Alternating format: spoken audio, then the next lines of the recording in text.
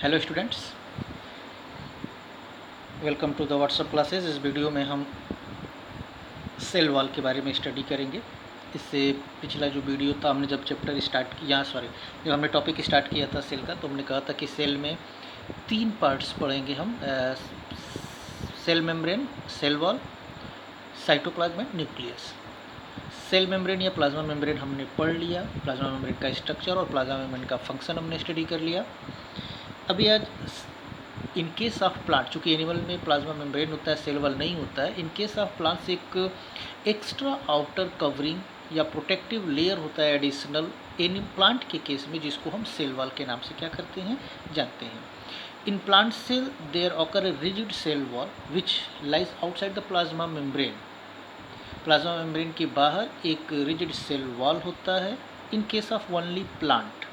Cell wall जो होता है वो नॉन लिविंग होता है, फ्रीली परमेबल होता है और इसका सेक्रेशन सेल के द्वारा होता है, ताकि वो साइटोप्लाज्म और प्लाज्मा मेम्ब्रेन को क्या कर सके, प्रोटेक्ट कर सके। प्रोटेक्शन के लिए इसका खुद से सेल से सेक्रेशन होता है सेल वॉल का।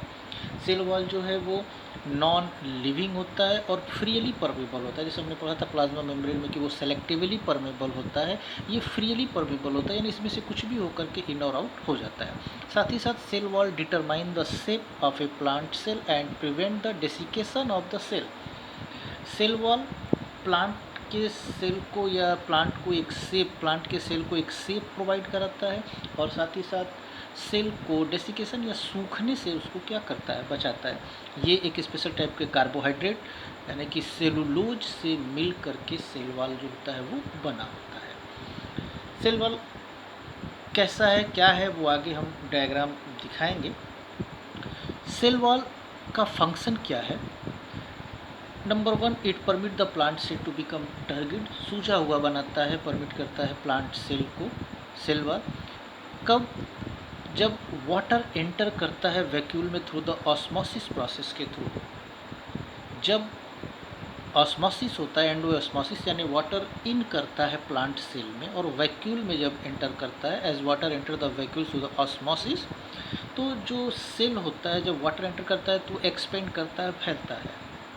तो cell wall has to strong enough to resistant the expansion and to level, यानी कि जब वाटर एंटर करता है और वैक्यूल जो होता है वो एक्सपेंड करता है, तो सेल वॉल उसको एक तरीके से मजबूत बनाता है ताकि सेल वॉल जो है वो रप्चर या सेल जो है वो रप्चर ना होने पाए। जैसे अगर हम डायग्राम दिखाएं तो ये प्लांट सेल का है, ये आप देख सकते हो, ये हमारा प्लाज्मा मेम्ब्रेन है और प्लाज्मा मेम्ब्रेन के बाहर ये एक हमारा जो है वो सेल वॉल, ये एक सेल वॉल है।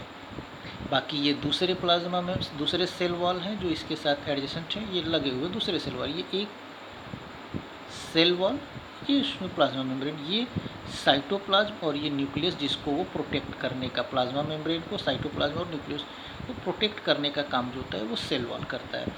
ये हमारा प्लांट के अंदर जो वैक्यूल होता है जिसकी साइज़ बड़ी होती है, ऑस्मोसिस प्रोसेस के थ्रू जब ये वाटर इसमें एंटर करता है तो इस वैक्यूल की साइज़, ये देख सकते हो सेल सेप या वैक्यूल जिसको कह रहे हैं, वैक्यूल की साइज़ जब बड़ी होती है तो उसका एक प्रेशर पड़ता है इस प्लाज्मा मेम्ब्रेन या सेल के ऊपर, तो ये सेल वॉल जो होता है उसको एक तरीके से क्या करता है, बचाने का काम करता है, या उसके एक्सपेंशन जब होता है तो रेसिस्ट करता है ताकि वो बहुत ज़्यादा दूर तक फैले नहीं। साथ ही साथ it provide mechanical strength to the support the cell, cell wall जो है वो सेल को सपोर्ट करने के लिए मैकेनिकल स्ट्रेंथ प्रोवाइड करता है। फ्रीली परमेबल होता है जिससे वाटर या और सब्सटेंस जो होते हैं वो एक जगह से दूसरी जगह पे मूव कर सकें। साथ ही साथ थोड़ा सा वीडियो एडजस्ट मैं कर रहा हूँ, sorry. It has narrow pore called pit through which the strand of cytoplasm called plasmodesmata are able to pass. Cell के बीच में एक छोटा सा पोर होता है जिससे कि सबस्टेंस जो है वो एक जगह से दूसरी जगह पे क्या कर सके, इंट्रा सेलुलर एक्सचेंज, मतलब कई सेल आपस में जुड़ते हो तो एक सेल का मटेरियल दूसरे सेल में जो है वो जा सके। और number 5, the cell wall of adjacent cell are glue together by the middle lamella.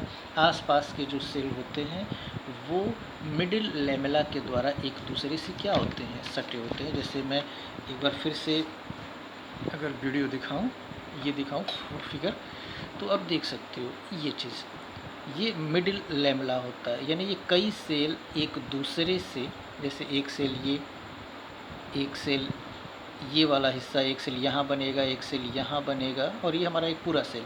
तो जो आसपास के सेल होते हैं वो इस मिडिल लैमेला के द्वारा आपस में ग्लू होते हैं, यानी कि चिपके हुए होते हैं।